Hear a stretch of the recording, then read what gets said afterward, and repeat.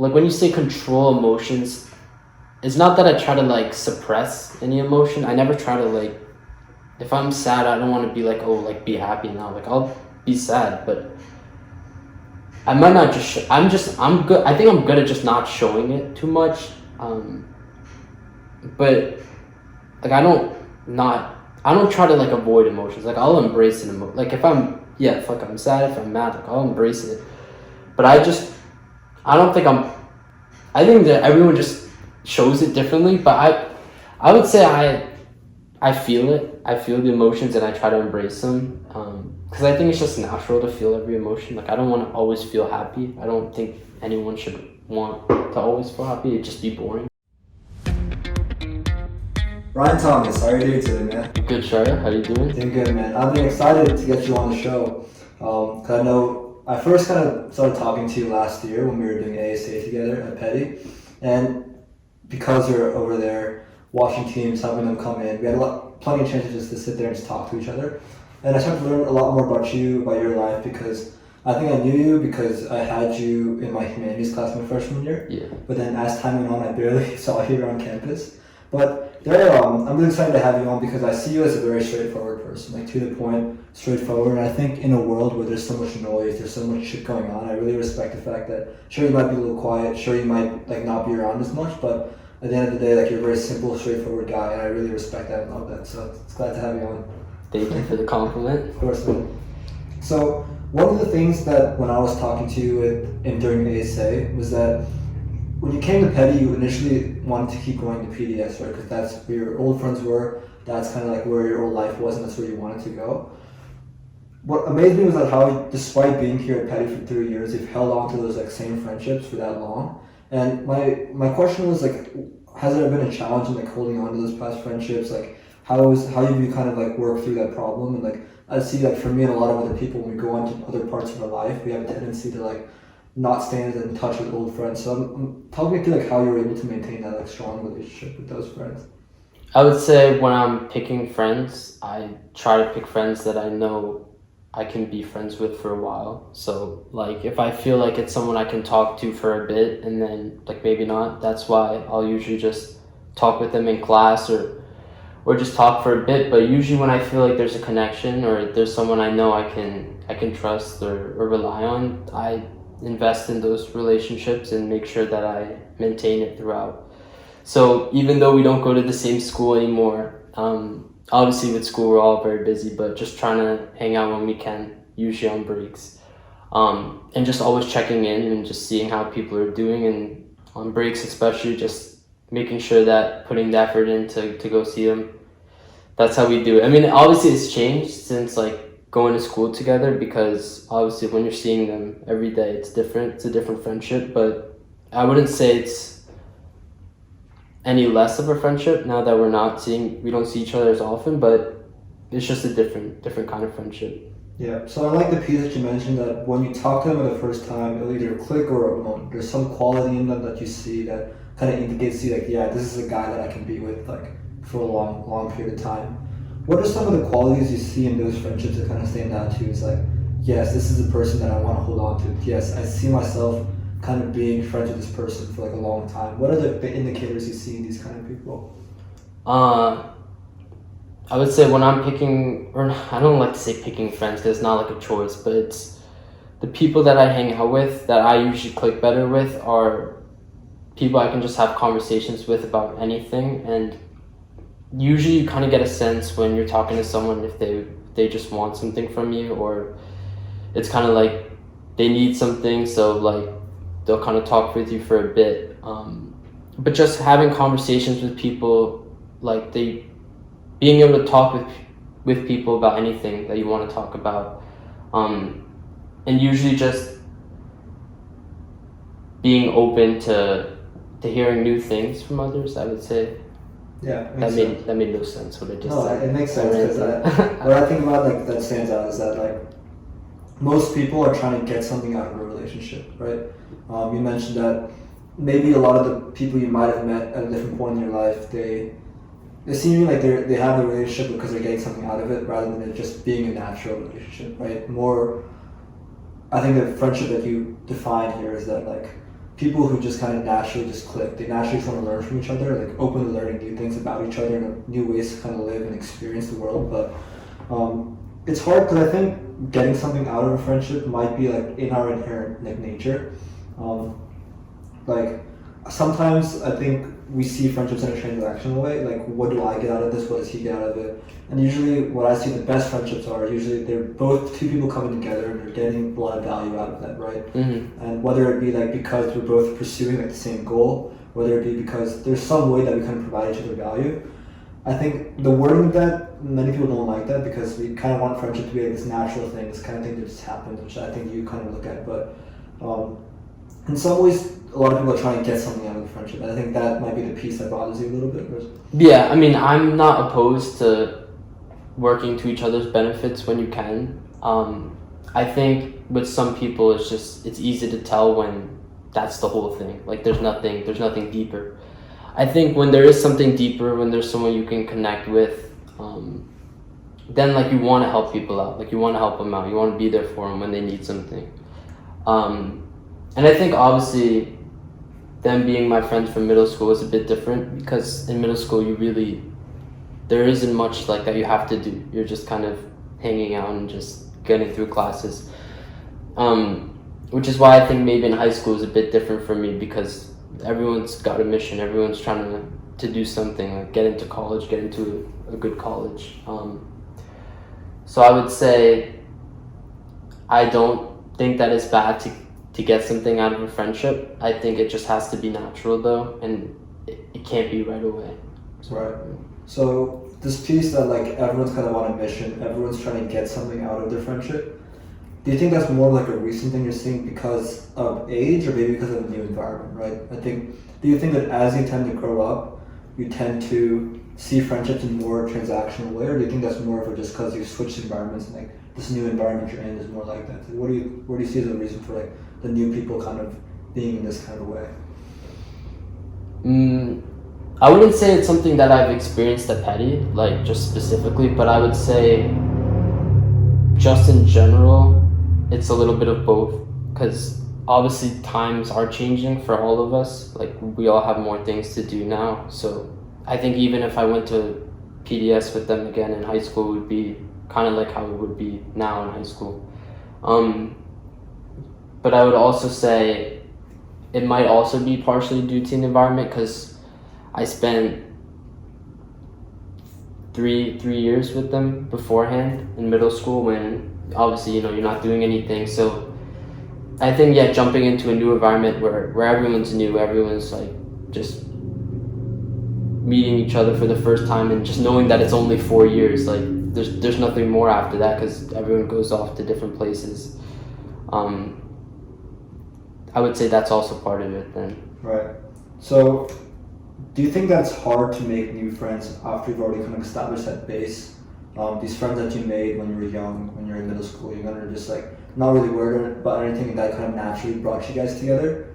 Would you say that once you establish that base, it's like hard to establish new ones?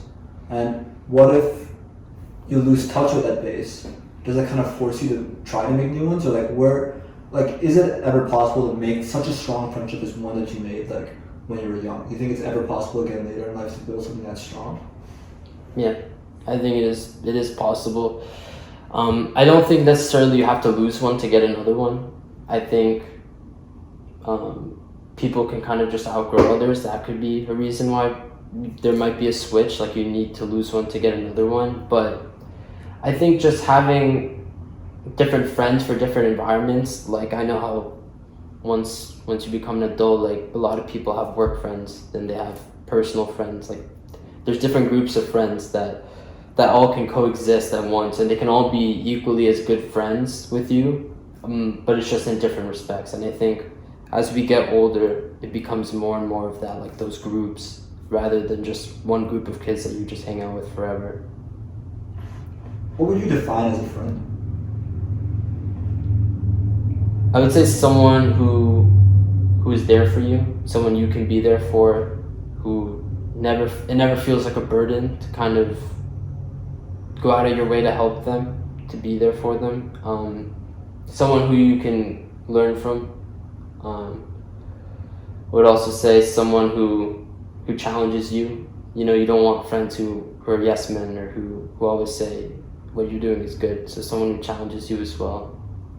Just someone who's cares about growing as much as they do about the friendship, like kind of seeing it evolve. Yeah, I like that piece, that the growing piece of it, because I think a lot of life is about growth. We spend most of our years, in my opinion, trying to reach some kind of endpoint.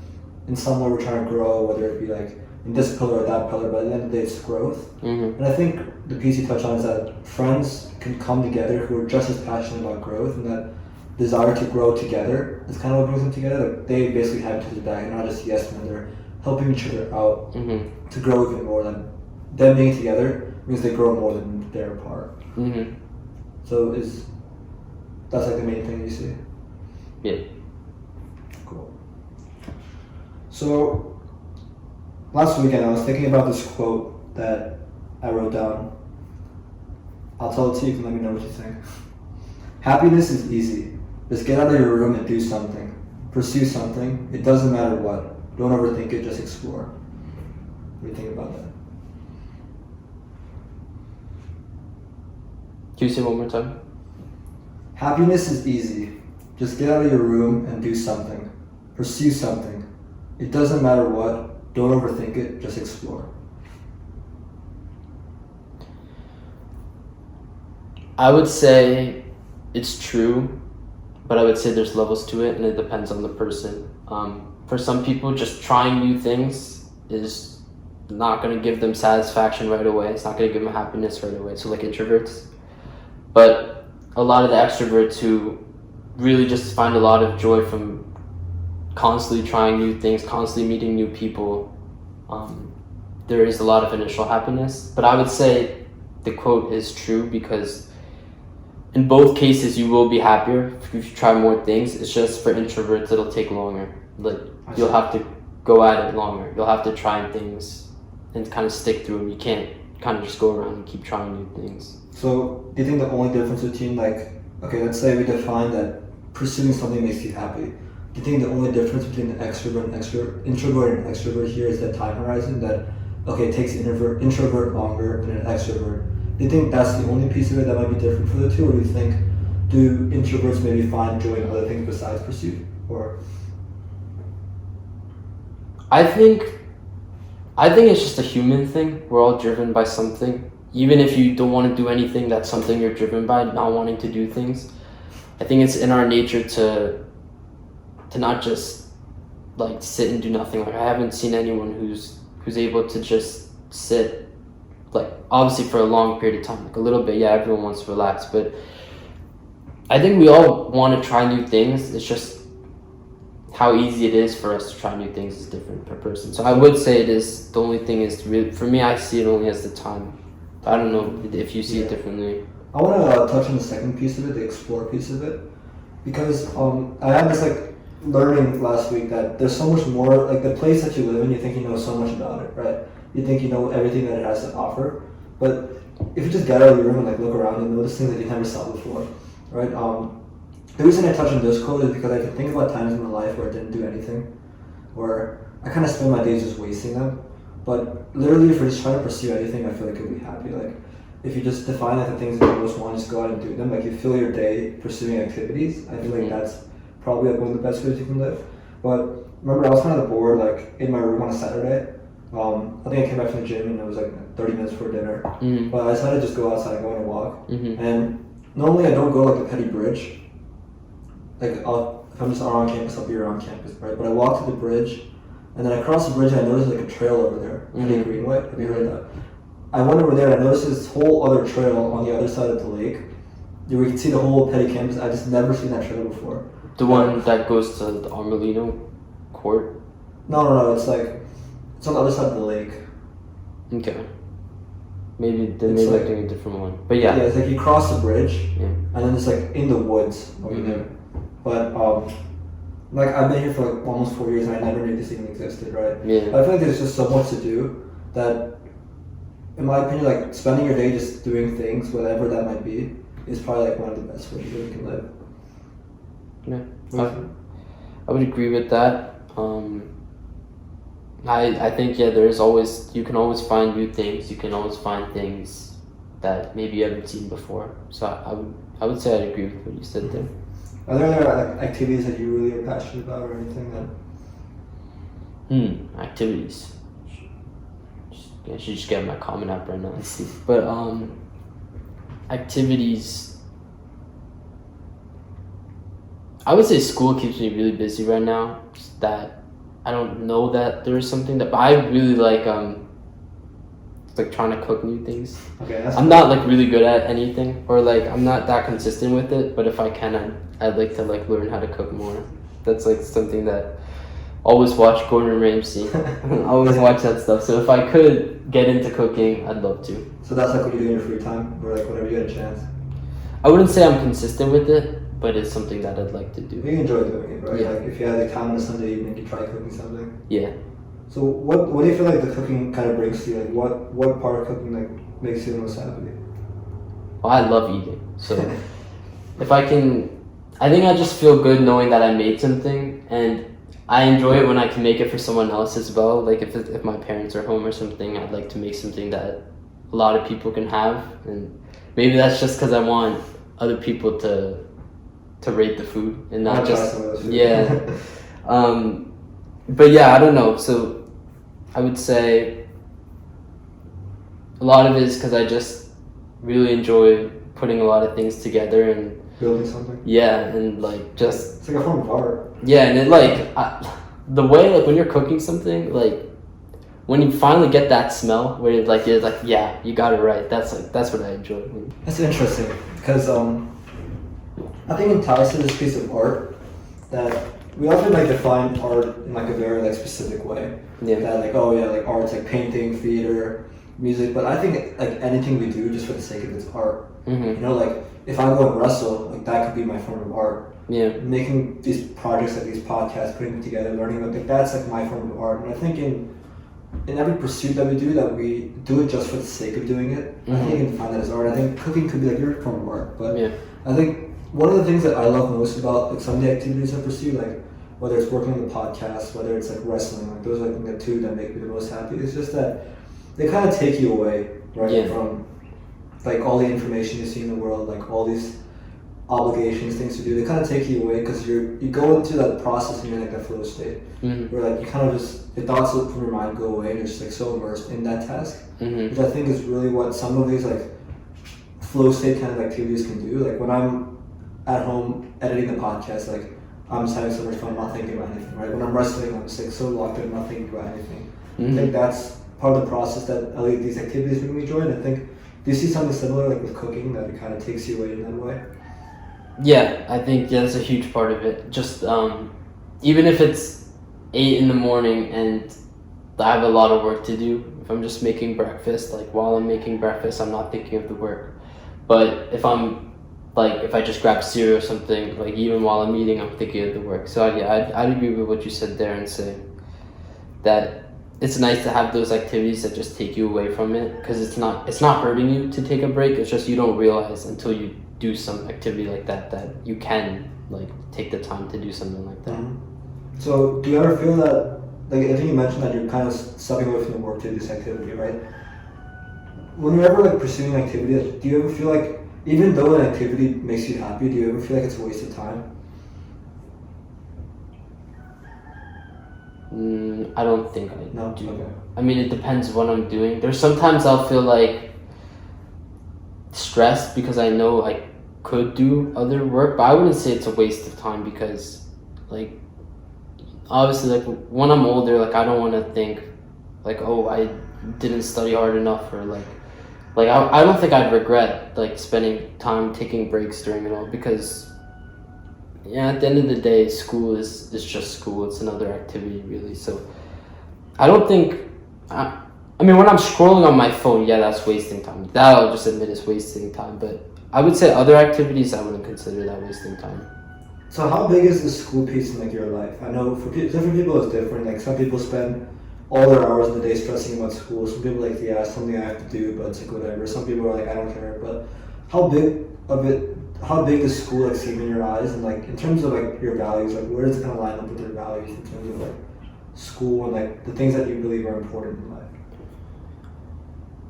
I don't think school. I think education's important. I don't think there's one way to learn everything, and I think that's school kind of forces kids to learn everything one way. And so I wouldn't say that I don't think school is worth it. I would say that there are other ways to learn that I think I'd be better suited to. But, saying that, I understand how important school is. So, as a concept, I don't think it's the most important thing to me right now. But I would say, in order to get me where I want to be, it's pretty important right now. So it's less for the education piece of it, more for like the life setup kind of piece of it. Yeah. Also, when you mentioned there's other forms of learning that are better suited to you or maybe to a different group of people, what are some of those other forms of learning that you see as? I like learning I like self-learning things. I don't like having people kind of tell me how much I have to learn every day. And I think I'm like super against grading, and I think testing is important, like to kind of know to make sure you understand what you're learning or to know what you don't know. But I don't like the whole grades concept, and it becomes like another game, and I just don't think it's beneficial to I don't think we need to be competing in education. I just don't see that as a thing. Yeah. I think when we're thinking about school, it's very important to define like what's the goal of it, right? Mm-hmm. I think if the goal is to like educate you to learn and just to become more knowledgeable, I think it's failing. If the goal is to like just set you up to become this robot so you can be like a good worker in the workforce, then sure. But I think the self-learning piece of it, I think the biggest piece of self-learning is like genuine curiosity. I think thinking about the things that really excite you and like allowing the genuine curiosity to guide you, I think that's how learning should be, right? Like whether it's like you pick up a book that you really find interesting and learn that, and that kind of lets you down a rabbit hole. Like I think self-learning things I definitely agree with, only because it allows for genuine curiosity, right? I don't think there's anything wrong with the group setting, but the only problem with the group setting is that you have to make it systemized and rigid, and then there's not much of the curiosity. Like your brain is not designed to work like a computer. If you think about your brain, like have you ever just gone on like a walk? Just like watch your brain, like you're in 100 different places at once. Like you'll think about some random memory from when you were 5 years old. You'll think about college. And you'll think about an assignment, and you'll think about cooking. Like your brain is like supposed to work in like this mixed up kind of way, this like winding and winding like way. It's not meant to like work like a computer, where you're like, okay, I study X and I do the test and I get the grade back. Like we basically like failed to make computers like humans, to make humans like computers, right? And then we're held to all these standards. Like if you don't respond to an email in 10 minutes, then it's like bad for your character. But it's like, that's a very robotic thing. Why should I define like my response to an email or my ability to be like flawless and perfect and everything? Why is that a definition of character when like we're kind of just training ourselves to like work in like this robotic way? That's very unnatural. But I think allowing genuine curiosity to like help you learn is like a very important piece. And I'm reading this book right now by Robert Greene called Mastery. And in it, there's a huge piece about like finding your life's task, right? So the piece that I really like interesting that I'll talk about here is that we're all very, very unique. Like there's no other Ryan Thomas in this world. And there's 100 reasons why. It even comes down to your genetic level, right? There's no one that has the exact same genetic makeup as you do, as I do. And 60% of who we are is actually genetic. We like to think that our environment shapes a lot of this, but actually 60% of like our psychology and who we are is actually genetic, which is very interesting to me. But no one has the same genetic makeup as you. No one had the same parents as you. No one had the same upbringing. No one had the same experiences, life traumas, challenges, and all these things come together to make a very, very unique person, right? A unique person with very, very unique niche interests or unique things that make you happy, right? Like cooking will never make me as happy as it makes you, right? Wrestling will never make you as happy as it makes me, right? We all have these like, very, very unique things that kind of bring us that joy. And to figure out what that unique joy is, we can actually go back to our childhood and like do some discovery there, because you'll tend to notice that you'll have like very like when you're just playing or you're just like doing things for the sake of doing them, your primal instincts will kind of in some way point you toward like your life's task. And I literally 2 days ago I was like working on like editing the third podcast. And I was uploading to YouTube, and the YouTube account I had is in the same YouTube account I've had like since I was a child. And there's a bunch of old videos I knew I used to make back in the day, but I kind of like private all of them. Like I didn't look at them, but I clicked on like an old one from when I was like 12 years old, and I'm watching it. I'm like, shit, it's like really really creative. Like I was out here at 12 years old, like making all these like creative ass skits with my friends, and then shit started to click in. Like I've been like working on these video projects since I was a kid. Like it's something that I've always enjoyed doing, and I just like unlocked in your memory, and it's like kind of makes sense that this is why I enjoy doing this. Where we all have very unique things, and I think allowing that self-learning piece of it, allowing like identifying that curiosity and going in that direction will lead you into like a very, very unique path. Yeah, I would say I think there is a certain amount we all have to learn about the general things. Like I would say up until, I mean, I can't say a specific grade, but I'd say like there is knowledge we all need. Like there's common sense we need to know, but I think there should be a point where we get to pick what we want to learn and pick what makes us curious to go with that. So maybe like a school system that gives you the resources but allows you to choose how you want to use those resources. That like, I think that's just the internet. For me, that's just the internet. Like I feel like you can do so much on the internet. Like I would say there are some classes where I feel like I understand it more after I watch like a YouTube video or something. Because I think everyone just learns differently, and like the internet's just full of a bunch of people just trying to share their perspectives on different things. So you like when you go to school, there's like a set number of teachers. Like most kids don't have the choices like petty. We have choices to make and like take a lot of different classes. Not all schools have that. With the internet, you just there's so many choices that you can find the one who best suits you. So I think the internet is like the perfect place to start learning. I agree. I've learned a lot from the internet, like whether it's a podcast or like a YouTube video or like something I've read on an article. Like I've definitely improved a lot of aspects of my life. I think definitely my health. That's one that's important to me. Like I've used the internet to kind of learn about how to improve my sleep, how to improve my diet, things like that. I think it's very powerful. What about you? What are some of like the things you've learned from the internet that have kind of stood out?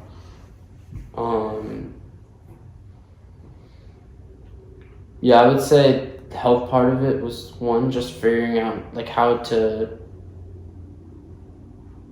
make sure that you don't overeat, or just like different behavioral changes you can make to make sure, like, so not just like, oh, you eat this much of that, but just trying to change your overall thought process or your overall understanding of food. And I think a really good part of that is just hearing other people's experiences with it. I would just say learning from other people's mistakes or like their stories is what I feel teaches me the best and speaks to me the most. What are some of the best things you've learned about diet? Like your biggest lessons or anything that stood out to you from this self-learning? One big thing was like when I'm hungry, or like when I feel hungry sometimes, like a lot of times it's just, you might just be thirsty and you just don't know. I think there was like a point where I was like always, like if I felt hungry, like I'd just go grab a snack. But then now sometimes like I'll just drink water, and then if I'm still hungry, I'll grab a snack. But if I'm not, and that was just something that I could just change right away. But I feel like that helped a lot. Yeah. It's interesting. So sometimes when you feel hungry, you're actually thirsty. Yeah, because it's just like a lot of times, like during COVID, I would just snack constantly. I'd just snack on anything, and my metabolism was high at that time, so it was easy to do that. And so I think that just became part of like my, like who I was. Like I just, if I felt like any kind of urge, I wouldn't think twice. I'd just go grab something to eat. But I think like now just water weight sometimes can just satisfy that hunger a little bit. Like obviously not to a huge degree, but enough that you can kind of like control it. Yeah, it's really nice that you found that. I think this kind of relates to one of like James Clear, like it was like a habit replacement, that once you get the urge to indulge in a habit, you replace the habit, I think, with something else. It's interesting, yeah. So you were able to kind of, you look great right now, so you were able to kind of get over that whole urge problem. So how big was that, how significant was that problem in your life? Like, okay, you're indulging in a lot of like food, unhealthy habits, you might like with eating a lot. Did it ever get to a point like where it got really, really bad, maybe in like your physical shape or maybe the way you felt or anything like that? So I would say I never let it get too bad, Okay. but like when I was doing crew like sophomore year and fall term of junior year, yeah. So like I was like burning a lot, but I would like come back and I'd eat like McDonald's or like something crazy. I'd have like three, what were the quarter pounders? I'd have like a bunch of those and like nuggets and fries and a shake and whatever. Like I would eat a bunch because I just thought like your metabolism like doesn't change. I thought like middle school me would lose this, high school me would lose the same amount of weight or like not gain as much weight as middle school me would, but like that wasn't true. Like even though I was burning so many calories, I was like putting on weight and I was like so confused. And I wasn't eating more food. I realized I was just eating a lot of like saturated fats. Yeah. And that's a killer. It'll kill your metabolism. So I was like, Just anything processed, bro. Anything with sugar. yeah. Have you heard about like what sugar does to you? Like I think so. One of the major problems with the obesity pandemic is actually sucrose, is sugar. I don't think people tend to look at sugar as a problem. They just think that I think the common mindset is that people are eating too much, or they are exercising too little, right? Like It's not just that. It's not just it's that. never Right? just that. And one of the biggest reasons, instead of saying like, okay, just stop eating so much, I think we gotta ask ourselves like, why are we eating so much? That's the big question. Like, why all of a sudden, from a million years of humans, like not humans, like humans have been around for 200,000 years, but like for all this time, like why are all of a sudden in the last 50 years humans eating so much, right? So one of the things that in about 1970s, 1980s, the added sugar started getting pumped in like everything we eat, bro. Like McDonald's, like burger, like everything. They're just putting so much like sugar into everything. If you look at like any of the sugary drinks, like it's Coca-Cola, like 45 grams of sugar in that. Yeah, it's crazy. What the sugar does is it blocks leptin. So leptin is a hormone in your body that tells you you're full. And when you eat so much sugar, like you probably took AB Bio or Bio in general. Yeah. So I'm taking AB Bio right now. I just learned this last week, but I knew about this before. But when you ingest anything with sugar, the glucose goes in your blood, right? And then your body produces insulin to kind of allow you to be able to digest it into your cells, right? The glucose can like diffuse into the cells when you produce that insulin. Now, when you're eating so much added sugar in your diet, your body's producing so much insulin that you become insulin resistant, right? Which that's another problem with type 2 diabetes, right? But what happens when you produce so much insulin is that the insulin blocks the leptin. And then your body's not able to see the leptin. Now, usually you produce leptin when you eat food because it tells your body you're full. Okay, I'm good. But if your body can't see leptin, your body always thinks you're starving. And that's why you just see people eating cupcake after cupcake after donut after bagel. They're just like, I'm still hungry. And then there's be doing and they get so fat. Because like, it's very unnatural how fat in America is. Like, the fact that we're eating an average of 3,700 calories a day. Like, I just saw that stat on Google the other day. 3,700 calories a day on average. Yeah, it's not. Like, that's how much I used to eat when I was like Pokemon, bro. Like, that's a fuck ton, you know? But Yeah. I think sugar is a big player. I think not only in just obesity, but just bad health. Even if you're not obese, you'll still feel a lot of the health effects when you're just eating sugar. And I think, for me, like, I've been trying to get sugar out of my diet. I don't think I eat, like, any added sugar right now, besides, like, once in a while, like, some too. But I think that one was, like, a big one for me that I saw with the obesity pandemic. But Yeah, that's it. The added sugar part. I just try to eat fruits and everything. And also the sugar we have is like, whatever the fructose stuff here in America, it's like probably not great. yeah. But yeah, I'm just trying to not eat out as much, and it's just been such a big change. Yeah. And I just, it's only been like probably 3-4 months since I've done it, but I feel better than I did. So what does your diet typically consist of? Like, what do you... I'm not like a huge like I'm not really tracking my calories, or like I'm not like trying to be in a deficit or anything like that. I don't really watch my carbs either. 'Cause I'm not committed enough yet to get to a point where I want to track all that. I thought I was going to in the summer, and I was for a bit in the summer, but like once school and everything started back, I was like, I mean, it's an excuse. You can still do it with school, but I just like I didn't prioritize it. But I would just say I just wanted to make like shifts in the way I ate, not really what I ate. And so that's what I did with just eating at home. I'd have a lot of chicken, a lot of meats, a lot of veggies, but like not like too many potatoes or anything. But I'm not like tracking every day. It's not like a crazy cooking. I think when we talk about diet, we don't always have to talk about tracking. I think tracking makes sense if you're bulking. Yeah. Tracking makes sense if you're cutting, but you don't have to necessarily track calories to talk Yeah, about on a day to day you don't really unless you're like trying to, and that's what I'm trying to see. I've been trying to convince myself that once all this college stuff is over, I can get back to trying that, and like I've got a trainer who's helping me. So you're trying to bulk up?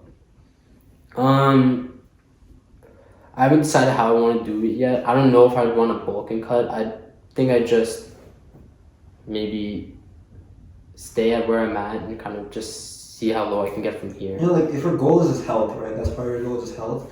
You don't necessarily have to track for health. Yeah. I think for health it's just like just consistency in your diet, just clean diet. That's it. Yeah. Like that was my main question. Like, do you try to keep like a clean diet? Like, it seems to me you're just eating like clean home food like chicken. I'm trying though. Yeah, that's the goal. I mean, and even if I get snacks, I try to get like healthier snacks. Obviously not super healthy, but like healthier. So, do you eat at Petty with lunch or anything? I don't see that. Sometimes, and then not really. I don't like eat at lunch. I'll have a bar or something, but I don't eat too much. But I think food's alright at Petty. I don't have any issues with the food at Petty. Yeah, it's like, I don't see that much. I mean, you eat breakfast usually. Yeah, I have a big breakfast. So you skip lunch mainly. Mm-hmm. And is that just because? What's the reason? Is there like a reason for that? It's kind of like a. I think I just started doing it like when I was doing it. I've been doing it since like sophomore year, but it was really bad. It was like so dangerous to do it in like sophomore year and fall of junior year when I wasn't, because I was rowing right after. So I'd go from like 8 to whatever 6:30 without food, which is not like impossible, but like when you're rowing and everything, it's like it's not the healthiest thing in the world to to not have food in your system. Yeah. But like I started having bars at lunch. I think it was just I just wanted to get stuff done during it, and I just thought at that time like I'd rather get the stuff done now so that when I'm home I don't have to spend as much time doing I respect that. But it's not healthy. It's not something I like encourage. Like I'm gonna obviously switch out once I'm done with this all. I'm gonna try to switch back. I mean, again, it depends on your goals are. Like, in my opinion, okay, probably when you're in high school, maybe eat 3 meals, but when you're older, I don't even see eating 3 meals as like a necessary thing, because I think we tend to look at meals in terms of like health-wise, like, okay, how should we eat if we want to bulk? How should we eat when we want to cut? Or even how should we eat when we want good health? But I think there are ways to organize your diet so it's optimized for your mind as well, because eating a lot's not good for your mind, because you're going to be like sluggish throughout the day. I think that's another thing that meals do. Only problem with big meals is that, sure, it's good for you to get calories in, but your mind is not going to be at an optimal state if you're eating like a fuck ton of carbs. Yeah. Right? That's why I've been trying to get my work done before I eat breakfast these days. In the mornings? Yeah, I couldn't have done this like in my sophomore year. It's the way I was living, but right now, like, I've been able to do it. I've been pretty consistent with it, but the amount of work you can get done before you eat a meal in a day is just like insane. So I can see why using that lunch block to just get work, why it might seem like so productive to you, because like you're kind of fasted since morning, right? So I think because your body needs a lot of energy to digest, right? Yeah. So I know I've seen like influencers online also, like people who are like really like into like high performance stuff. They'll go through periods of time where like they'll eat a very, very simple diet, like 1 or even 2 meals a day. And even though it gets hard at first, like you just feel like so optimal. Like some people eat their first meal at like 2 p.m., right? Have you heard of Andrew Huberman? Who? Andrew Huberman. No, but he's just like, he's another example. Like he works out in the morning and works and eats at 2 for his first meal. I think at one point he was doing that. But yeah, there's nothing wrong with that. I think depending on the goals, right? I think there's so many ways to play around with diet. It's a really interesting concept, but cool. Alright, this is an interesting question. Have you ever like dealt with problems related to like controlling emotions? Maybe like anger or anything like that? I like to think I'm good at controlling emotions publicly. I think when I'm by myself,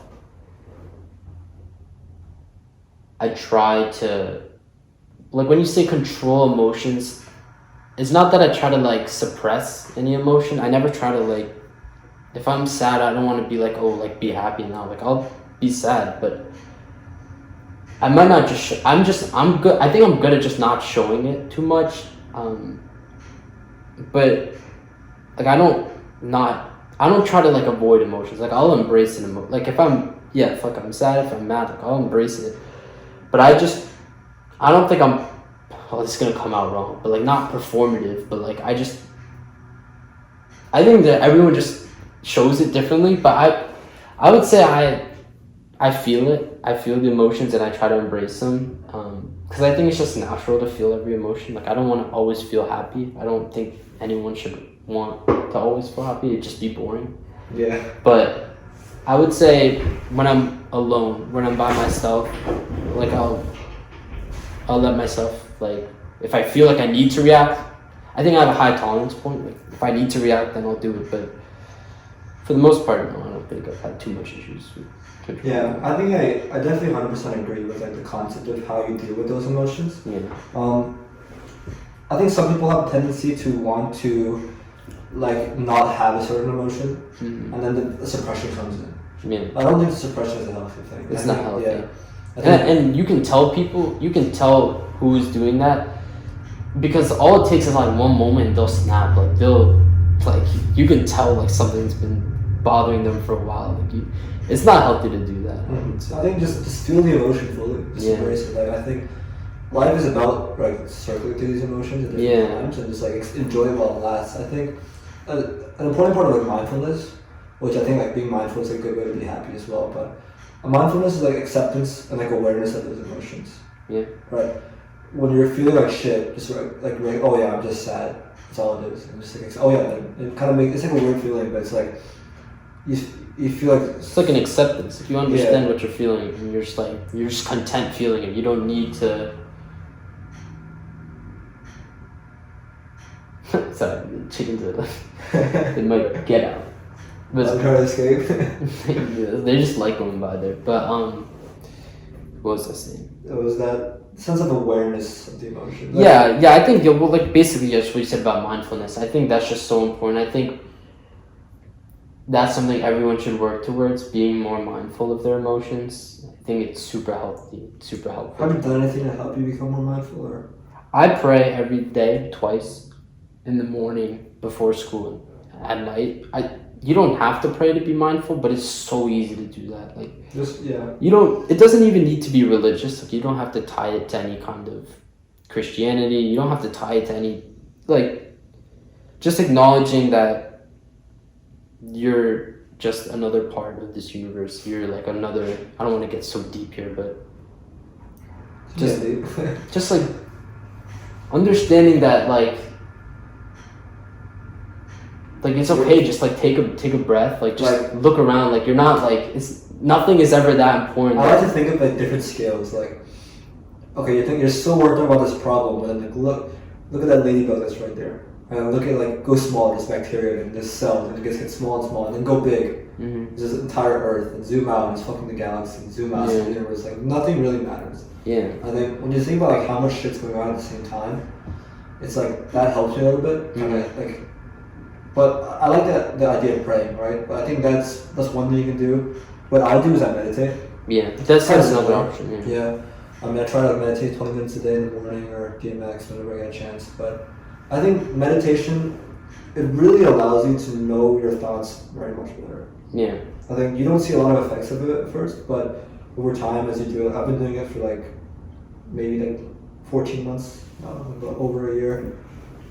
It's like the awareness, like you just get such a good awareness of your thoughts. I don't know if it's similar with the praying, you might get a similar effect. Yeah, I mean, I would say any way you kind of talk to yourself, either verbally or just in your head, like just forcing yourself to do that, either through meditation or prayer. I think they're pretty similar. You can do it either way. That's what really will allow you. Because if you just think like, okay, I'm going to be mindful, or like what, like it won't work. Like you have to force it, and I think it has to be a routine. Like you can't do it doing it once in a while won't do anything for you. Like you have to make time for it because it'll help you every day. Yeah. By doing that. I think so prayer is one of the meditation. I also started journaling, maybe like January. It's just these are all ways to like become aware of your own thoughts. I think solitude is important as well. Maybe it's not a problem for you, but for a lot of people, honestly, I've had this problem before too. Where I'm addicted to spending time with people. Not right now, but I've had it in the past. I think there's two sides to it. Like there are certain people that are like totally away from everyone, but there's some people that are always around people.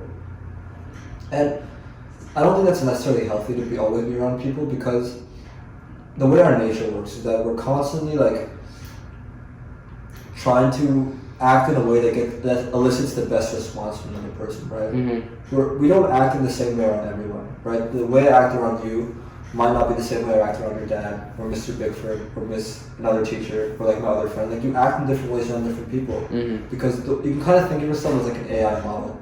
Like I'm talking to you, and I'll say something, and it'll elicit a response from you. It might be a positive one or a negative one. And I'm constantly calculating like the best positive response from the other person in order to, because that's part of our tribal nature, right? We're obviously wanting to build tribes. It's in our DNA. So when we're constantly trying to act in a way that elicits a positive response, you'll go throughout your day when you're always around these people acting in ways to please other people, right? Even if it's subconscious, like you probably won't realize it, but you're doing it if you're talking to someone. I'm probably doing it right now. But I think what solitude does, at least for periods, like ritual solitude, like the fact that I'm going to sit in my room for an hour every day and just journal, or sit and meditate for 20 minutes a day, it allows you to like understand your thoughts more and your authentic desires. That your desires are not the crowd's desires, they're like your desires, right? And I think that's definitely like with this period of my life when I started meditating, like journaling, these kind of things, like you get an awareness of like who you are as a person and the types of things you want to pursue. But yeah, what would you say? Anything similar to that, like you found? Yeah, I would say I agree about what you said, like kind of separating your thoughts from the crowd's thoughts. Like in middle school, and I would say even like from birth to middle school, like I was like the kid who'd always want to hang out with others. Like I wouldn't spend any time alone, basically. Like in middle school, I would just hang out with everyone. Like,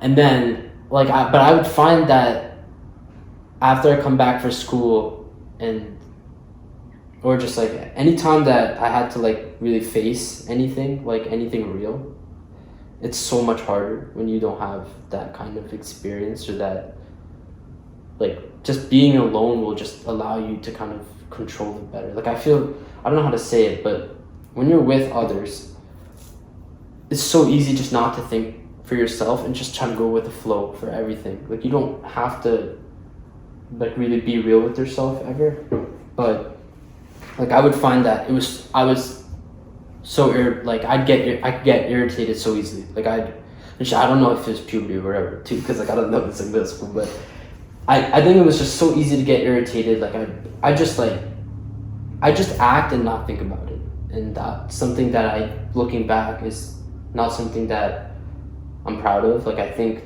just being able to feel something and then think before you act on it is something that you will get through being alone in solitude, rather than just following the group all the time. And I like that idea, that your actions are not aligned with your thoughts. Right? I think the way we can kind of describe that maybe is that like I define it like your deep wisdom. I think we all have like some kind of deep knowledge that's kind of telling us, like, you always know when you're trying to make a decision, you always know what the right answer is. You know what I mean? Like, usually like when you're trying to make a decision about what should I do in my life, you know what the right answer is every time. It's just hard. I saw like a video, and going back to the internet thing, of like a guy who's like, flip a coin, like pick if you want two things, like you flip a coin to pick which one, and if you flip it and you feel a little disappointed by the result, like you'll know which one you wanted, and you just pick the one. You'll always know the right answer because you have a deep wisdom in you that's always telling you what the right way to go is, right? Yeah. And every decision you make, your deepest wisdom is always being updated, right? It's learning through trial and error about how should you really live a good life. I think the moments where you'll have like the lowest sense of self is when your actions are not aligned with your deepest wisdom. Like you know you're doing something that's wrong, but you're doing it anyways. Yeah. Right? And there have been periods where I've done that too. I think the goal of life is to align your actions with your deepest wisdom, right? I think the thing you're describing here is you're kind of just acting without thinking about it. Right? Like your intuitive knowledge is not aligned with your actions, and I think it's very difficult to overcome that. Because I think that's when you probably feel like you probably fall like in the period where I didn't have my actions aligned with my deepest wisdom. It's at that period where I constantly fell into these zones of like questioning who I was, or like what does anything mean, right? But how would you say you kind of got over that? I think you mentioned like this is like middle school, early middle school. You mentioned it's kind of tied to the fact that you're always around other people, but what would you say like were the ways you kind of escape from that and try to realign with your actions with your thoughts? I would say it happened somewhat naturally.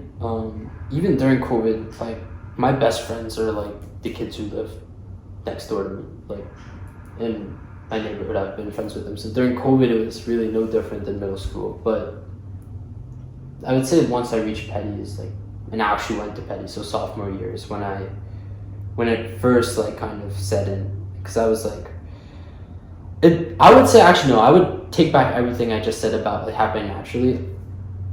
The first time I like prayed seriously I would say is when that shift happened for me, and because all it takes is like one moment, like you just gotta take the initiative one time, and then you'll kind of feel like, I think it's hard to just come across it naturally, because like you're not thinking about it. Like if you come across it naturally, like that's great. I don't think it's gonna happen that often because it's so easy to just keep doing what you've been doing. But if you just find the moment, like either meditation or prayer or whatever it is, journaling, and you force yourself to do it one time, I think that's when that shift will happen. And I think that's when it happened for me. And that just coincidentally happened when I was starting petty. So you started doing this like sophomore year? Yeah, or like freshman and freshman year towards sophomore year. Yeah. What got you to start it? My dad did. He's the one who told me like why to do it and points. He's like big on this stuff. And it's Christian. You follow? Yeah, but it's not. I wouldn't say his advice isn't based on like religion. I would say it's just kind of a general understanding of how the universe works and just forcing yourself to be part of that. So, what would you say like your religion means to you? Like, do you follow it like pretty strictly, or is it less of like a very very strict religious thing, but more like a spiritual thing? Like, in what ways do you kind of look at that kind of the spiritual aspect of that life? I would say for me right now, because it could change over time. I would say right now it's more spiritual than it is religious, because I just think the way the world is right now, I just feel a little uneasy when I see people like in conflicts because of religion. Like I feel like religion should be something that's beautiful and sacred to everyone. And I think like when you kind of force it into like kind of how you were saying with school, like school is like this machine, like we're trying to pump out like computers, whatever. Like if you try to make religion something like a human aspect like that, where it's like if you practice this religion, you believe this, and this, you have to act this way, this way. I think that's just where the conflict starts again, and I think it's just dangerous to align yourself to a set of rules. Like I think religion is so powerful in that like in most of these religions, there's like commonalities that you can find in like all of them. Like they all like have aspects of them that are all like similar, and I think those things are just truths like everyone's come across. But then when you go into like the smaller rules and whatever, I just think that's just a recipe for disaster. Like because then it just turns into another human conflict, and people are just going at each other's throats and like not even thinking about what religion actually means and what it should be. Yeah, completely agree. I think my relationship to like spirituality is similar to yours. Like it's not like I sit down and try to make these like follow strict rules or anything like that, but I kind of use it to like there's some things that I hear about that click in my mind that makes sense to me, like a way of life. I think when you hear about like a lot of like Hinduism that I follow is a lot about it, like separating stuff from the material world. Yeah. And that to me makes like 100% sense, right? So it's something I live by, like this idea of freedom. Like in some way, I think every pursuit in our life is some way dictated toward freedom, right? Whether it's like if it's trying to get good health, you're trying to free yourself from bad health. It could be monetary freedom. It could be like spiritual freedom. But like there's all these ways you can free yourself. But I think freedom is really where the happiness lies. Like there's nothing that can constrain you anymore. And I think freedom has been like a big theme of like the last like 8-9 months of my life. Because in ways I've been constantly trying to free myself from the things that kind of like bogging me down, free myself from like the habits that have kind of made my life worse. And you know, I've made a lot of progress toward that. Like I've freed myself from like bad diets. I've freed myself from like use like social media. I deleted social media. Like I freed myself from like always using my phone all the time.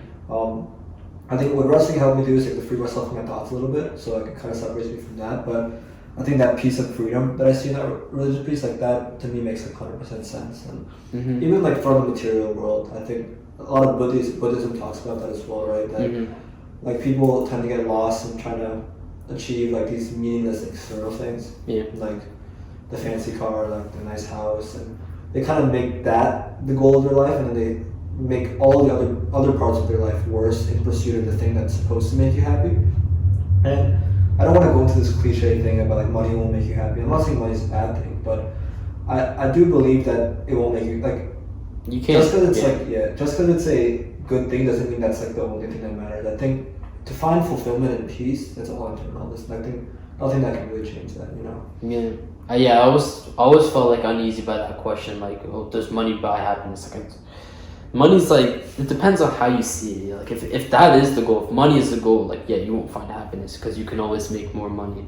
But if there's something that makes you happy that requires money to kind of get you to, which is the case usually every time, it can give you happiness, but it just as itself, like money itself won't give you happiness. Like, I don't think the people who are spending every dollar they have, every dollar they make, buying material things. And I think that just goes into the people who are always following the group, like, because the group mentality will always be like, oh, you have money, like this amount of money, you should buy this, this, and this. And that's just usually what happens. But I think just all of it ties back to like you said, freedom, like freeing yourself from this group thought, and like freeing yourself from what society expects you to do with what you have. Groups, bro. I've heard this very, very interesting I think it's called the Albion paradox. It describes like why groups are so dangerous. It's very interesting. Yeah. So I think I mentioned before that we're constantly like in our nature, we're trying to act in ways to please others, to elicit like a positive response in them, because that gives us a sense of security, right? I think if you look at like biological reasons for what we do, it's like everything makes sense, right? At the end of the day, we're trying to survive and reproduce, and if we are in good terms with people around us, we feel like more at peace and secure. If you put that in a group setting, it gets dangerous, right? The example I love that it's brought up is that everyone's at like a meeting, right? Let's say everyone's gathered around in a meeting at like a workplace. Someone brings up an idea for something that they think other people want to hear, right? He doesn't really think it's a good idea, but he thinks that everyone else will agree with him. So he'll bring up the idea. Everyone else, thinking that everyone else wants to hear the same thing, will keep saying, yeah. And then all of a sudden, everyone's pursuing this thing that nobody really wants. Yeah. And another example I heard is that, okay, let's say I have an acquaintance from back in the day. I don't really like him, but I'm having a wedding soon, and I might as well send him an invite. Like, okay, he's fine. I don't have a problem with him, but I don't really want him there, but I'll still send him an invite because I think that that's what he wants. He sees the invite, he doesn't really want to go, he doesn't really like this person, but he's like, oh, he sent me an invite, he probably wants me to go. These people are trying to do what the other person they think would want, and they're both getting something they don't want, and both are just wasting their time. Yeah. So, groups, like, we see that, like, with the whole, like, American party system, bro. It's like, I find that so cringe that I am this, so I believe X, Y, Z. Yeah. You know what I mean? Yeah. Like, I get with, like, the whole partisan thing, or whatever, like, but yeah, I think, like, yeah, everyone wants to say they're independent, but, like, I think you shouldn't tie yourself to anything. I think I would say I'm independent. Like, I would never, the chickens. They're going. Run. Yeah, they enjoyed the playtime.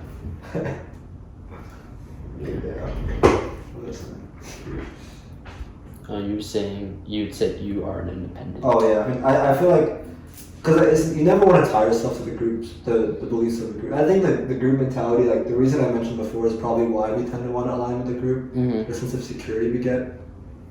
But it's like, I want to feel like I want to make a decision about everything that comes up, and not just like blindly like give my view to the crowd, outsource my view to the crowd. Like that's scary to me. Yeah, and like what makes it so like annoying is that not everyone views it the same way. So like even if you feel like we should all be independent, we should all do our own things, like no one, most likely that's not gonna happen. Like everyone's not gonna feel this kind of change in them.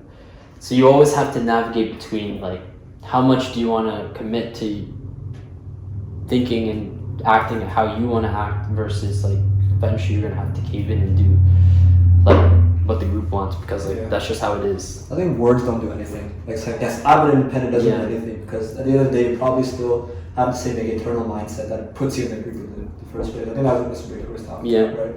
That doesn't really matter if you're independent, you probably still align with the group, right? Because at the end of the day, like, nothing changes besides the words you said. Like, there's so much noise in this world. Right? Everyone's like fucking media and marketing, but everyone's just saying words into you, lies into you. It's like there's so much noise in this world. I think it's just so scary because like when everything's monetized, you just don't know what's real anymore. Because like media is like so crazy how like they'll just put whatever they can say to get the most clicks. And I think that's just so harmful. A lot of people preach the idea of like actions speak louder than words. Like if you're trying to like convince people of something, you're trying to like unite with people. Like just saying words won't do anything. You know, people who often say things are people often say things out of insecurity. I think the people who say that they're happiest are usually the people who are the most sad. At least people are like always saying, "Yeah, I'm so happy, I'm so happy." They're probably saying that to hide from the fact that they're actually like fucking hate themselves. You know, like people. You're like, oh yeah, I'm such a smart guy, I'm such a smart guy. People say that to hide from the fact that they really deep down don't believe that they're that special, you know? I think put that with like the media and marketing where like I sometimes watch these YouTube ads and it's like, bro, stop trying to sell me this shit. Like everything is just so consumeristic. And then you can't like blame people for having material desires. Like literally you grow up like with YouTube ads and TV ads, like everything is just like playing with your mind. Like your mind is so pliable and just being shaped in this way. When you grow up in that environment, it kind of puts these desires into your mind as well. So, Ryan, what are some of your future plans? So, college coming up, I know you're applying to Brown, but future plans in terms of like college, occupation, interests, what are we doing next? What do you got in mind? So, college, wherever I go, is I want to really take a break a little bit from not like doing any work, but I'm like kind of a little bit tired of just spending a lot of my time doing homework and whatever. So wherever I go, I want to make sure that I prioritize more social stuff than I did in high school. And I think after that, I still don't know what I want to do. I have some idea, like maybe finance, something like that, but like I don't know. There's a lot of things that I want to figure out in college that I'm okay not knowing now. Yeah, that's okay. I don't necessarily think we need to have everything defining. Hey, this is what I'm doing, this is what I'm doing, this is what I'm doing.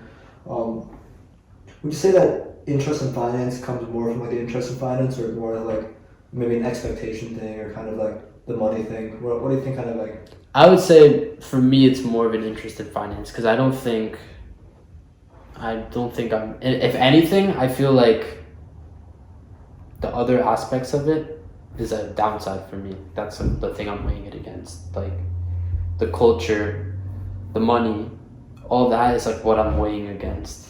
Like, because I hate that culture. I really do. So, yeah, what are like the main things that interest you about finance? Like maybe more niche or specifics, I think? I know, I just really like how it just relates to everything that's happening in the world, in the country. You can kind of do it. I don't like any of the investment banking stuff because that's like all like you're doing like middleman stuff, like whatever contracts and foreign stuff. But I really like the concept of investing, and I think just it could be really powerful in this world to be investing in things and giving people opportunities to make things that'll help people. I find that really interesting. So maybe the art of like playing with the money, like building things with that money. Like, I don't like the transactions with it. I think the building part is that's interesting. It's like a fun thing. I can see that.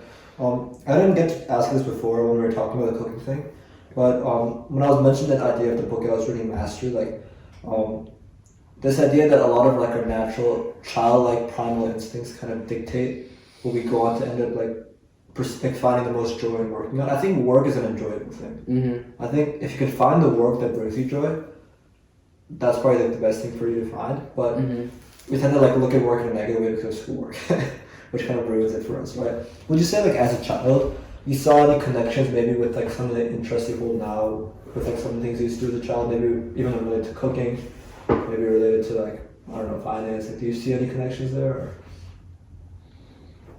Or? So I would say food, because finance it's tough to think. Like I think with finance, it doesn't even have to be like finance. Yeah, like anything stuff with that. the art of like building, you know, Yeah. like. I'll get back to you on that stuff, but I think for food, at least, food has just been something that I've always enjoyed, and I think my grandma's cooking, my mom's cooking, just food has always been a way. Like for my grandma especially, so they live in India, in Kerala, so they speak Malayalam, which is their language, but I don't speak it. Like I understand it, but I can't speak it. So like usually it's hard to kind of speak with them about things because like there's the age difference and like they can't hear a little bit now, but also just like the language barrier is a thing. But like food is something that she always knows, like he likes this, that, like it's always been something that we've connected over. I feel like the world that would be the most beautiful in my eyes is that a world where we can not be so bogged down based on the information and expectations of like, and just choose like what interests, pursue it, and like everyone is so individual in that way. Like imagine like a world where like we all have these interests. Like maybe for you it's cooking, for me it's like building videos, right? Imagine we can all choose that interest and just spend our life doing that, and that way everyone's kind of like individual, right? Like I think for you, the art of cooking, right? There's so much to learn about that. There's so many ways to experiment with that. I think it's the idea of like even building kind of ties into cooking as well, right? You're kind of building new recipes, right? You're testing things out. I feel like even if it's just a hobby, I think people tend to like lose sight of those passions over time. Like people grow up with something that makes them so happy, something they really enjoy doing, and it tends to disappear over time, right? I think that's why we see a world where everyone seems so like structured and like, you know, a businessman type shit. But it'd be so interesting for me to like to see like imagine like everyone you do there's this one hobby they're obsessed with, right? Like this one guy who's obsessed with pool, and every day he's out there like the fucking master at playing pool. And there's another guy that's obsessed with swimming, and he spends all his time swimming. Another guy that's obsessed with cooking, and another guy obsessed with making the podcast videos. Another guy that's like, it can even be like a sport like football or like whatever. But I think the problem is that obviously it's not such a perfect society, right? Because then there's like everything is so structured in the way that, oh yeah, I love to do that, but I gotta go down to the pathway to become comp sci bro. I think it all just ties back to money. I think if people were able to do everything they wanted to do and make the amount of money they want to make, like, or be at least satisfied with, everyone would do it. I think it's just like, because even now, like if you look back to like 30 years ago, like the concept of someone like recording videos or like recording themselves doing stupid shit, whatever, like that wouldn't, like no one would consider that a career. But like now there's like whatever, Nelk and all these guys who just literally just act like children, and they're able to do what they like and make money doing it. And I think like that's just the barrier for everyone. I think finding a way to make money doing what you love is like the most important thing. I think it's becoming more accessible. I think in the 1900s it was totally not. Because people pay for crazy shit now. That also, I think business unlocks anything. Because I think business is a word that's thrown around a lot. Business is really anything, right? You can make a business out of anything. You can make a business out of like hiking. You can make a business out of wrestling. You can make a business out of, and this is obviously business, like podcasting, right? I think I read this amazing book by Alex Hormozi.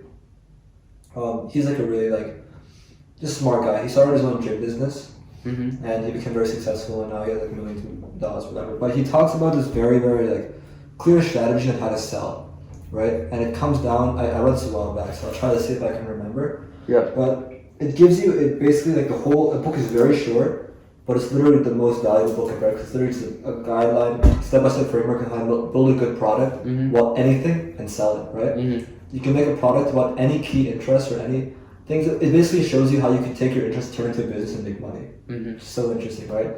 But it comes down to getting the person a dream outcome, right? So the example he gives is like fitness. It's the fitness industry, right? People are selling like programs on weight loss. People are selling gym memberships.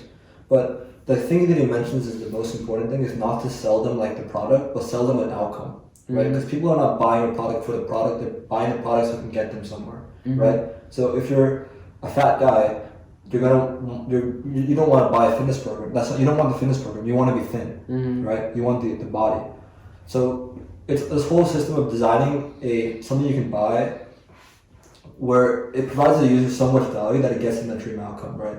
So like not just like a guide on how to do weight loss. They'll literally walk you to the supermarket and show you what to buy and they'll be like your personal trainer. Like there's ways that you can build businesses out of any interest. Mm-hmm. And I think over the next 20 to 50 years, I think we'll start to realize that more.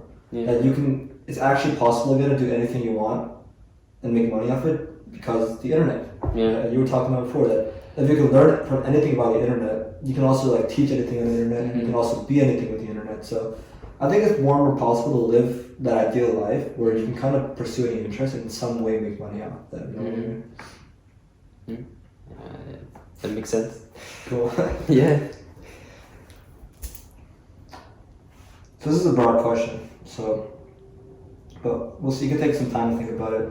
What are some like the biggest life lessons, stories, challenges, anything that changed your perspective on how the world works? Like anything that comes to mind?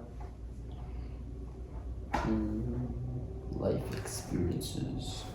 Sounds like a college essay.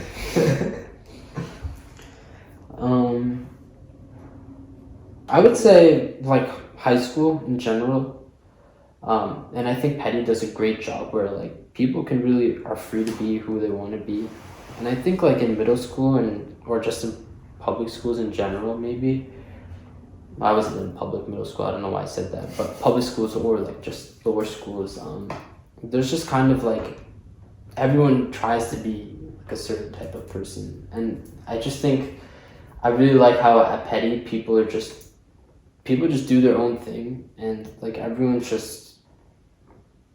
like, I don't know how to say it, but like everyone's like, most people are like popular in their own way. You know what I mean? Like it's not like there's not just one way to live. To hang out with people anymore. It's not like, oh, you play this sport, like you have friends. You do this, like you can do anything. And I think that's just something that changed once I reached Petty. And you would say in the past you've seen people trying to build personas. Yeah, there's just one typical way that everyone tries to go. Like you play this sport, you dress this way. Talk to me more about that. What is that like persona that people are trying to build? Like what's the goal behind building that persona, you think? I think everyone at the end of the day just wants to be accepted and to feel like they're part of a group.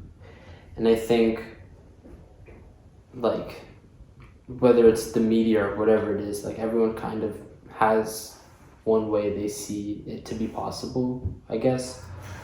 I just think it's not, I wouldn't say it's like money oriented, like not yet at least, but like people try to dress a certain way. Like if you don't dress a certain way, like people will stare or they'll like say something. Like there's different like expectations. Yeah, like expectations that you have to, you don't have to meet, but like. What do you think that does to a person that's always trying to meet these expectations?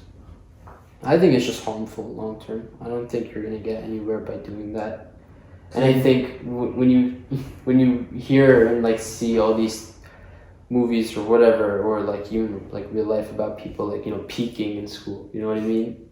It's just the people who are just constantly trying to play that game of just trying to fit those expectations. And I think the sooner you realize that's not as important, you'll get somewhere after that. So I think like, to me at least, the harmful piece of it, it's like kind of that it destroys the uniqueness of the person. Mm-hmm. Like we were talking before how everyone's so unique, but if you're trying to just fill in the shoes of this persona, well, everyone's trying to fill in the shoes of persona, like, why are you special? Maybe that. Can you repeat that? Oh yeah, this idea that, so we're all trying to fill in this persona, right? It kind of destroys the uniqueness of the person. Mm-hmm. You know, like, you think that's kind of what the piece is? Yeah, I think school is just so easy to lose that person. And even on the internet, like you just see, I can tell you the amount of videos I've seen, like there'll just be a kid doing whatever he wants to do, or just like saying things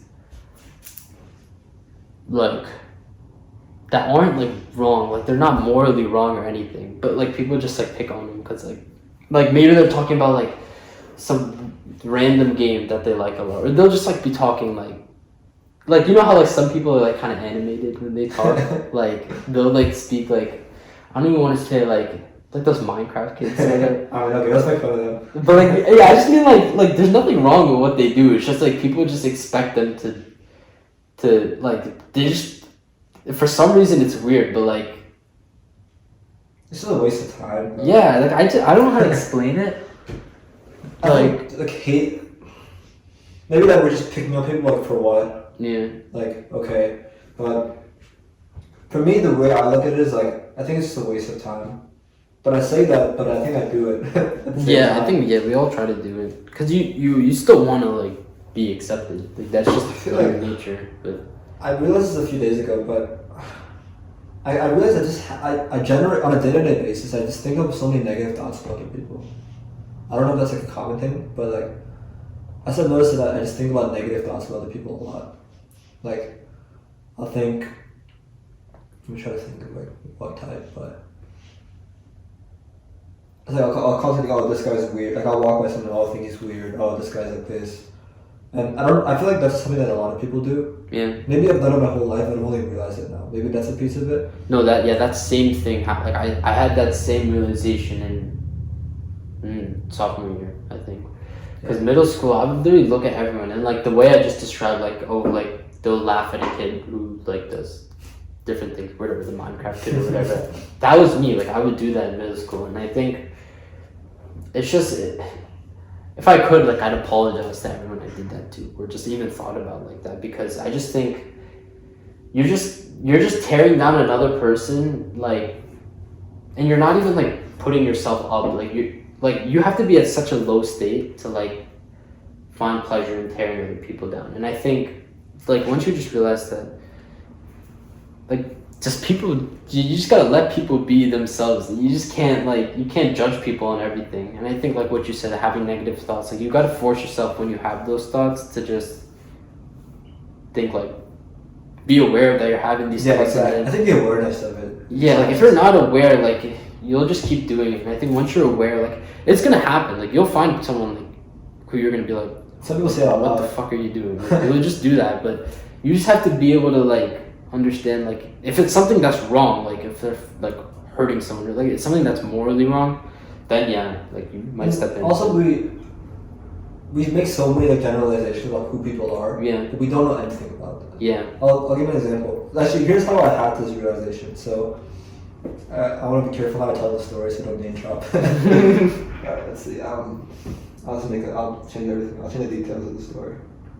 So I'm sitting in Spanish. I don't take Spanish. I'm sitting in Spanish class, right? Mm-hmm. And like I pull up like this picture of someone on my computer, and then someone looks at the picture and says, "Ew, he's a rapist." And I'm looking at her for like 1 second, like what?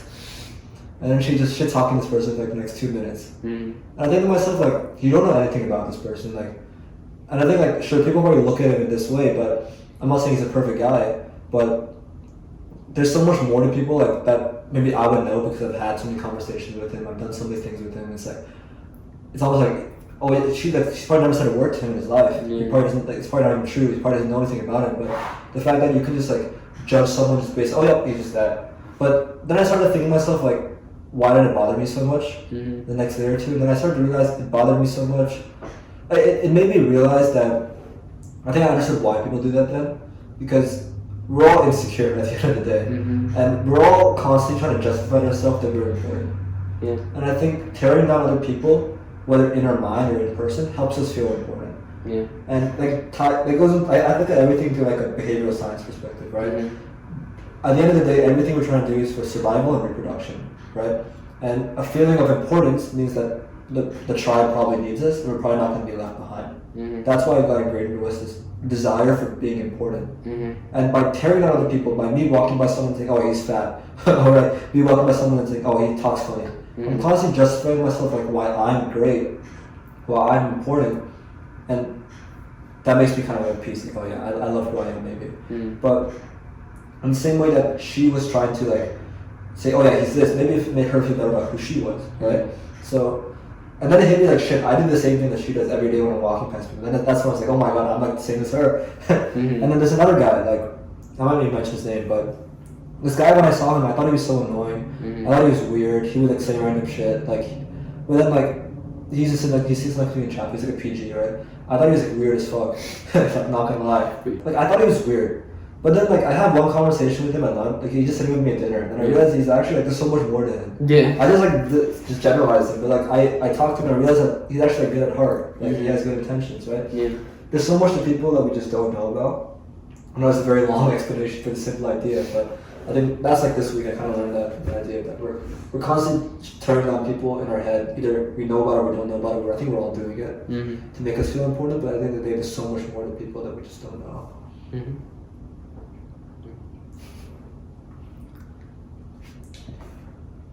Why did you quit crew? Why did I quit crew? I can give you like, straightforward answers for that. I didn't enjoy it. I didn't find much satisfaction in it. I also just didn't want to lose like that much time in the day and then come back and do my homework. Like, there's nothing against crew or anything. I think it's just I just can't. Like, I don't think I am capable of doing all that. Like there's nothing against the sport. I would just say it wasn't for me. That's what I'd say. Basically. Do you think that lifting is enough for you in terms of like athletics, or like feeling like you're active? If I do it consistently, then I would say yeah, if I can get to that point. But I also don't want to like only do that. Like, if I find other ways to be active, like, I wouldn't mind. Like, what would you try to do? If I could try more things. Yeah. I want to get into golf, because if you get into golf and then like you play hole, like however many holes, 9, 18, you're getting a lot of steps in, and like, and also it's just fun. Like, I want to get into it. It's hard though. It's like, you know, like in the piece you're talking about before, like that you're trying to like say, oh, crew's not a bad sport, guys. But I think it doesn't have to be like we don't all have to do it. Like, yeah, like there's certain things like as we were talking about before, like the uniqueness piece of it. There's some things that bring us joy, some things that don't bring us joy, right? And a lot of people say crew is so sad, like the hardness of crew is satisfying to them, right? Yeah. The fact that you did like 2 seasons and you didn't find that satisfaction, and maybe indicates, you know, maybe there's other things out there. And I do think that we know very, very little about who we are right now. Like we live 17, 18 years in life. And it's really that one experience can change it all. Yeah. Like I never saw myself as an athletic guy. Like I grew up like being probably the worst and the great at every sport. I sucked at everything. That kind of became a part of my identity. And then in winter, I think my sophomore year, one of my friends was like, yo, come wrestle. And I just joined wrestling and I loved it. Right? Like some random experience about something you would have never expected could just come up in your life, right? So I wanted like I know you're not playing any sports right now, but there might be some experience there that just pulls you into something like, holy shit, I didn't even know this existed. Like, tell me when I'm in my freshman year that I'm gonna go and be a wrestler. That's like, what? There's no way. You know? Yeah. But I think there's definitely that opportunity for exploration later on. I think eventually you come across something that just clicks in your mind. But. Yeah. I mean, yeah, I enjoy playing sports, just like not. Like, I'm not good enough to do it at school level. Like, I enjoy basketball, football, like casual game. Like, I can play, but nothing crazy. It's cool. So I asked this question like everyone who comes on the show. I think a big theme of the podcast is about life and how to live a good life, right? So, in your eyes, what do you think constitutes like a good life, a fulfilling life? What do you think are the pieces one needs in order to like find that fulfillment or live a good life? I would say surround yourself with good people. Is like people you trust. That's like one of the most important parts.